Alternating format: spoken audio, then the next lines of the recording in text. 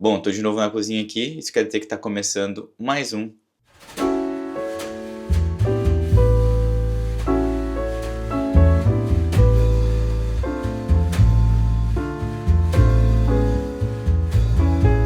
Esse dia eu tô vendo no Instagram um bolinho de arroz frito, um bloquinho de arroz frito com steak tartare em cima, e eu fiquei com muita vontade e, bom, é o que eu vou fazer. Por sorte, eu tenho um arroz que eu fiz esses dias. Eu coloquei ele no freezer porque ele não tá tão grudadinho, ele tá muito solto. É um defeito meu fazer arroz muito solto. Então eu deixei ele no freezer para ver se ele dá uma pegadinha um pouco. Enquanto isso eu vou preparando as outras coisas. Eu vou começar a fazer a base aqui do steak tartare. Já tenho a carne aqui que também eu gosto de colocar no freezer por uns 20 minutinhos para ela ficar um pouco mais dura, para ficar mais fácil de cortar. Porque se ela tá muito mole, aí, né, não dá certo. E eu tô fazendo essa receita que eu vi no Instagram porque eu tô bem exausto, assim, eu tô bem cansado, real. 2025 foi um ano bem cansativo pra mim. Eu só quero terminar o ano de boa, assim. E não tô falando que foi um ano ruim, foi um ano cansativo, porque assim, eu vivi muita coisa, vocês sabem muito bem disso. E é um pouco sobre isso que eu queria falar nesse vídeo. Tava maluco pra usar isso daqui, ó, essa minha colher com furinho pra pegar as coisas que tem líquido. Então, assim, como vai alcaparra, para não ficar enfiando a mão e tal, ou uma colher que não tem furinhos, o que a gente faz aqui, ó? Venho, pego a quantidade que eu quero, deixo escorrer, sem molhaceira. Eu comecei 2025 achando que ele seria de um jeito e ele tomou caminhos completamente diferentes do que eu imaginava. E não tô falando que foi ruim, mas que foi completamente diferente do que eu planejei no dia 1º de janeiro. Mas resumindo, dia 1º de janeiro eu tinha um emprego, eu morava em São Paulo, eu tava tendo uma rotina que eu gostava, eu ia correr toda semana, eu ia na academia, eu saía com os meus amigos, eu ia no restaurante que eu queria. Eu tinha uma vida boa, dia 1º de janeiro. É óbvio que eu já tinha os planos de vir pra Espanha, já tava pagando meu curso, já tava iniciando aqueles movimentos de mudança pra vir pra cá, vendo o bairro e tudo mais, dinheiro guardado, enfim. Só que as coisas foram tomando uma dimensão e um caminho diferente do que eu tinha planejado. Na primeira semana de fevereiro, eu fui demitido da agência que eu tava, o que foi uma merda, só que o lado bom é que 2 dias depois de eu ser demitido, eu consegui um freela numa outra agência e era um freela de 3 meses. Não fiquei tão desesperado, porque foi aquele período de uau, fui demitido, e agora, o que eu faço? Só que isso durou literalmente 24 horas, assim. Porque depois eu consegui um emprego na outra agência e, enfim, foi o que me ajudou a dar uma respirada e a não pirar. Só que um pequeno spoiler pra vocês, eu pirei. Porque eu já tava cansado de trabalhar com publicidade, eu não queria aquilo mais pra mim. Só que a gente vive numa sociedade onde dinheiro é a coisa mais importante do mundo, né? Como eu tava com um plano de mudar de país, mudar de continente, mudar de carreira, no final das contas, querendo ou não, dinheiro ia ser muito importante pra mim. E em janeiro a gente tinha plano de voltar a morar no interior, por 2 simples motivos. Um deles era estar perto da família antes da gente mudar pra cá, e o outro era economizar. Porque eu não sei se vocês sabem, morar em São Paulo é, bizarro de caro, assim. E a gente normalizou um pouco essa coisa de aceitar pagar valores extremamente altos para coisas simples, assim. E eu não tô falando só de aluguel, tá? Eu tô falando de um pouco de tudo. Acho que é um pouco de status também em São Paulo. Eu tô falando de todo mundo, assim. Quem tá mais em cima, quem tá mais embaixo. A gente normaliza muito o preço que a gente paga de coisas básicas, sabe? E que não são tão boas, assim, no final das contas. Mas aí foi uma correria, assim, depois que eu fui demitido e consegui o outro emprego. A gente já tava com um plano de ir pro interior. A gente começou a se movimentar para ir pro interior. As coisas foram acontecendo mais rápido do que a gente se planejou, que, assim, não é o ideal. Pelo menos a gente conseguiu dar conta, meio que na correria. A Paloma tava terminando a faculdade, tava no último semestre da faculdade dela, e eu, no meio desse caos aí de resolver as coisas de mudança, sair de São Paulo, pagando o curso, aqui, né, no caso, vendendo a maioria das nossas coisas, porque a gente vendeu quase tudo que a gente tinha pra ter um pouco mais de dinheiro, como porque não faria sentido trazer tudo pra cá. Outro privilégio que a gente teve foi de poder ir morar com a minha família, então a gente não tava pagando aluguel em Americana. Assim, foi isso, a gente morou com a minha família, a gente economizou bem, foi, assim, um período muito importante pra gente, tanto pra estar com a família como pra organizar financeiramente a nossa vida pros meses que estavam pra vir. Só que aí, como eu tava falando pra vocês, eu tava fazendo o freela de boa, remoto, tava ganhando um dinheiro legal, economizando. Só que eu pirei, eu acho que assim, eu não tava mais aguentando, sabe? De verdade, trabalhar com publicidade. Eu esqueci de pegar a cebola, tá? Peço perdão pra vocês. Antes de continuar falando, eu quero abrir um novo espaço aqui no Conversa Fiada, que são as dicas culinárias com o Rafa. Você quer cortar uma cebola bem quadradinha, bem pequenininha? Vamos lá, eu pego uma cebola, não precisa ser tão grande, tão pequena, uma cebola. Enfim, vocês sabem o que é uma cebola. Corta na metade, bonitinho. Eu quero a metade menor, porque eu não fui simétrico nesse corte. E aqui com a outra metade, o que a gente faz? A gente corta aqui, a bundinha. A raiz não tem problema cortar, tá? Tira a casca dela. Como eu tô fazendo steak tartar, eu quero tudo bem cortadinho, tudo bem pequenininho. Eu não vou fazer o corte tradicional de você cortar aqui, cortar aqui. O que eu vou fazer? Tenho a metade, eu vou cortar na metade de novo e vou tirar de 2 em 2 pétalas. Vai ficar tipo assim. Aí o que você faz? Bota lá na tua frente, corta ela em tiras primeiro, tá? Tenta deixar o menor tamanho possível da tira. Bem pequenininho. Beleza, agora você tem as tiras. Você junta tudo aqui, vira. Como eu tô fazendo aqui em casa, gente, é super de boa, tá? Não precisa ter dor de cabeça. Tem que estar completamente igual, não. E aí é só cortar em cubinhos pequenininhos. Até pra cebola também não se destacar no meio do seu prato. Que você não quer um steak tartar com gosto só de cebola, né? Aí, ó, vou mostrar pra vocês o resultado, ó. Ó como fica. Ó que coisa mais linda. E taca aqui. Não precisa ser muita cebola também, tá? Desculpa, eu me perdi aqui, mas essa foi a dica culinária com o Rafa no vídeo de hoje. Bom, como eu tava falando, então, eu tava fazendo freela, dei uma enlouquecida, porque eu não aguentava mais trabalhar com publicidade. Eu acho que a demissão foi algo que me ajudou a finalmente me desapegar da publicidade, sabe? E eu já tava completamente dodói da cabeça, que eu não aguentava mais, sabe, aquilo. E foi aí que eu decidi, eu acho que tomar uma das decisões mais importantes do meu ano. Eu fui bater na porta da padaria, que eu acabei trabalhando, e eu já era cliente, eu já era fã, eu gostava muito daquele lugar. E aí quando eu fui lá, eu conversei com a dona, eu expliquei minha situação, falei que eu tava mudando de carreira, que eu ia estudar em Barcelona, que eu queria ter um período de experiência pra conhecer. A gente ficou tipo um tempão conversando, conheci o pessoal. E foi uma das melhores decisões, assim, do meu ano, da minha vida. Porque trabalhar ali, mesmo que por pouco tempo, foi muito importante para eu confirmar que eu queria trabalhar na cozinha, sabe? De fato, eu era cansativo, não ganhava nem perto do que eu ganhava como publicidade, porque é óbvio, porque eu não tinha experiência naquilo. E publicidade eu já estava há 10 anos, então assim, já tinha... Eu me formei em publicidade, então eu estudei para estar fazendo o que eu estava fazendo nas agências. E na cozinha, por mais que eu gostasse, eu poderia me sair mal. Eu poderia perceber que eu só gostava de cozinhar em casa e que eu poderia fazer um curso mais barato em casa, em São Paulo, para seguir trabalhando com publicidade, que não era o que eu queria, mas ficar em casa. Só que não, eu percebi que eu queria trabalhar com aquilo. Eu gostei daquela adrenalina de estar na cozinha, que todo mundo fala, né? O bichinho da cozinha me picou. Então, eu quero fazer isso, sabe? Eu quero trabalhar numa cozinha, eu quero estar rodeado de cozinheiro, eu quero... Tipo, queimar a mão, cortar a mão. Obviamente, eu não quero isso, pelo amor de Deus, mas vocês entendem o que eu quero dizer. Eu gosto de estar sentindo a energia da cozinha e como ela funciona, sabe? E nesse período eu conheci muita gente incrível. Gente, me desculpa, tá? Eu fui comprar as coisas tarde e a quitanda tava fechada. Eu tive que comprar as ervas aromáticas numa caixinha, me perdoem. Mas é a realidade, né?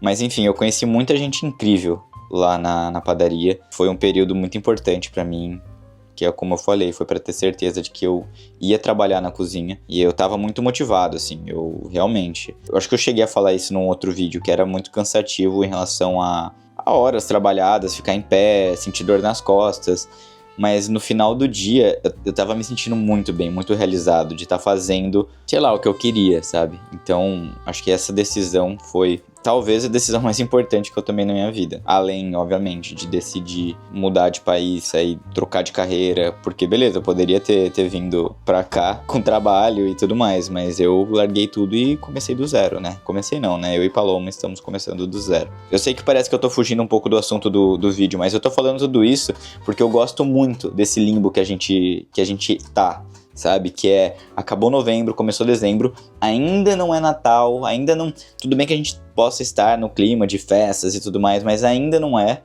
Eu acho que essa segunda semana de dezembro que a gente fica meio...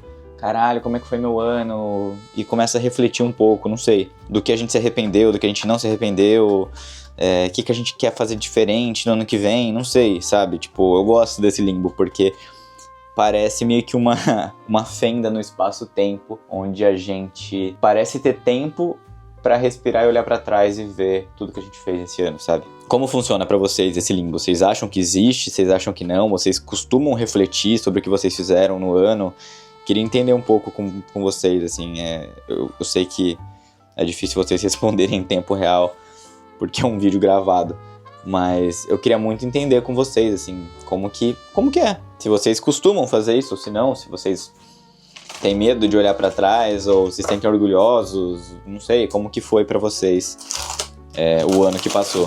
Enfim, pra mim esse ano foi uma loucura total, assim, foi um ano bizarro, que eu fiz e realizei muita coisa que eu nem imaginava que eu conseguiria fazer e realizar, sabe? Por exemplo, esse ano, depois de 30 anos de vida, eu tô morando sozinho pela primeira vez, sabe? Eu saí da casa dos meus pais com 23 anos, fui pra São Paulo e fui morar com a Paloma já.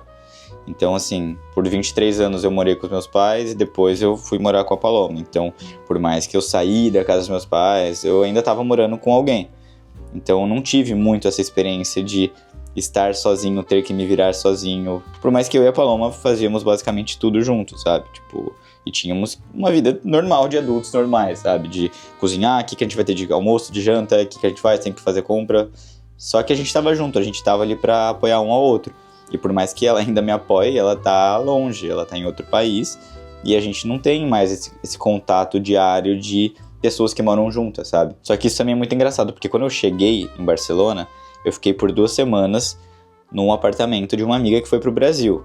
Beleza, eu fiquei sozinho. Só que eu sabia que não ia ser permanente e que também, tipo, eu tava mais preocupado em me adaptar à cidade do que, de fato, parar e pensar, caramba, estou morando sozinho, que legal. Até porque durou pouco, então 2 semanas depois eu encontrei o apartamento que eu tava, que eu dividi com mais 6 pessoas, então ainda assim, eu tinha o meu quarto, que era o único lugar onde eu tinha privacidade.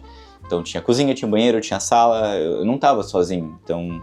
Sabe? O que eu tô querendo dizer é que basicamente esse ano eu não estive sozinho. Então, começo do ano eu estava morando com a Paloma, beleza. Aí depois a gente foi morar com os meus pais no interior, que foi legal pra gente estar junto e tal, mas foi uma experiência diferente porque eu fazia muito tempo que eu não morava com os meus pais. Eu acabei de perceber que eu tava falando muito e a câmera não tava gravando. Mas eu vou repetir, não tem problema. Nesse meio tempo eu cortei toda a carne e tava aí tagarelando. E bom, enfim, vamos retomar. Eu só fui perceber que eu tava realmente sozinho quando eu vim pra cá, sabe? Pra esse apartamento.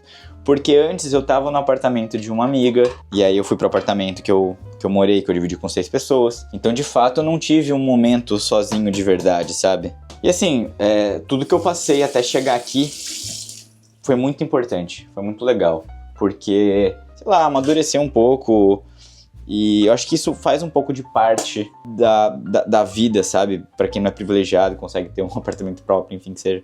Mas enfim, o que eu tô querendo dizer é que eu acho que as coisas seriam muito diferentes se eu tivesse vindo direto pra um lugar só meu, sabe? Eu acho que foi importante eu ter passado por isso.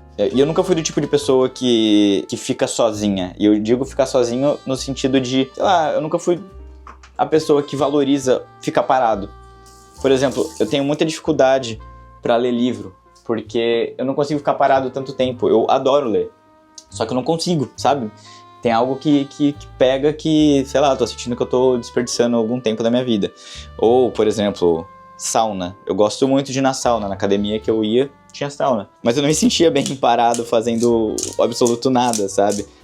Eu ficava um pouco e já, tipo, me irritava, porque eu queria fazer alguma coisa melhor. Não sei...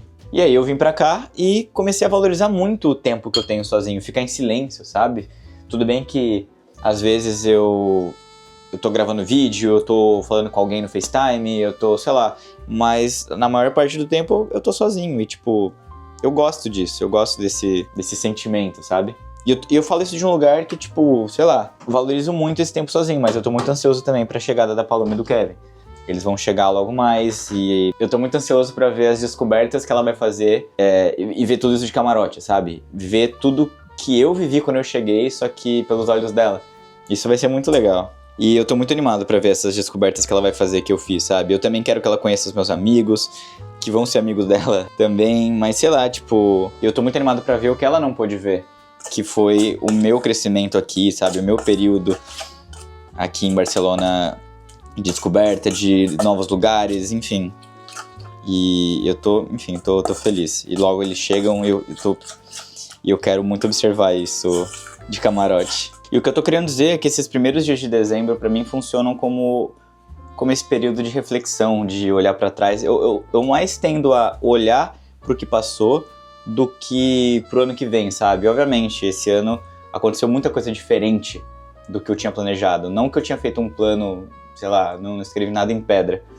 Mas eu queria muito que algumas coisas se realizassem. E elas se realizaram, mas de uma forma diferente. O que foi incrível também, só que foi diferente. Acho que às vezes a gente tem que se preparar para algumas bolas curvas que a vida manda pra gente, sabe? E às vezes eu acho que isso é até melhor do que o plano que você fez inicialmente, porque você, não sei, você amadurece, você consegue descobrir coisas em você que você não tinha antes, sabe? Descobertas, por exemplo, pô, como que eu vou lidar com uma situação que eu não me preparei, sabe? Eu, por exemplo, eu era uma pessoa extremamente impaciente, sempre fui muito impaciente. Só que com o tempo aqui, eu comecei a parar de querer ter controle sobre tudo. Por mais que eu ainda seja uma pessoa controladora, sei lá, eu tento focar nas coisas que eu consigo ter controle, que já são poucas. E tá tudo certo não ter controle sobre tudo, é super normal.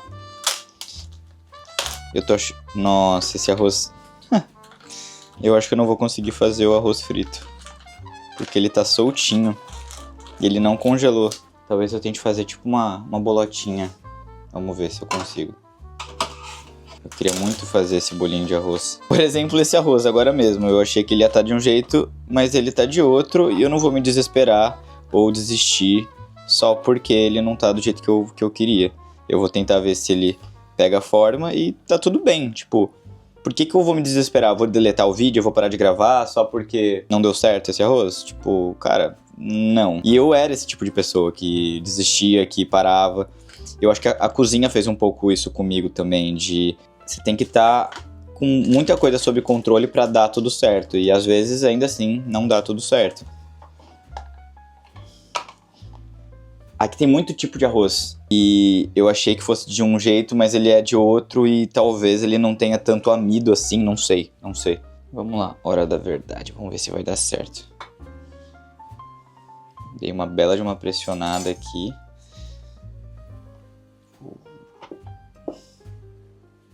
Não vai rolar. Nossa, olha isso.